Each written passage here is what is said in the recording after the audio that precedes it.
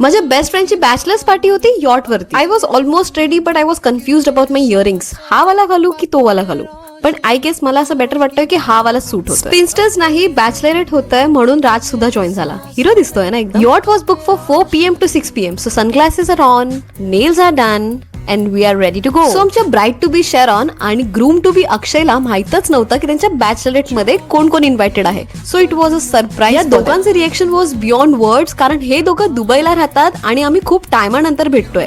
फोनवरती तर बोलणं होतं पण भेटणं is like a different thing ना. गेटवे वरती आम्हाला एका बोटने पिक केलं आणि यॉट वरती ड्रॉप केलं. एक्साइटमेंट तर होती कारण काहीतरी न्यू एक्सपिरियन्स करायला मिळणार होतं. ही वाली यॉट आमची होती. ह्याला खूप छान डेकोरेट केलं होतं. आतून तुम्ही बघू शकता खूप सारे बलून्स लावलेले आहेत. ग्रूम टू बी लिहिलाय, ब्राईड टू बी लिहिलाय आणि हे सर्व जण माझ्या फ्रेंडचे सिस्टर्स आणि कझिन्स आहेत. याच्यामध्ये ना एक छोटंसं वॉशरूम होतं, एक छोटासा स्टोरेज एरिया होता आणि एक छोटासा रूम होता तिथे आपण कपडे चेंज वगैरे करू शकतो.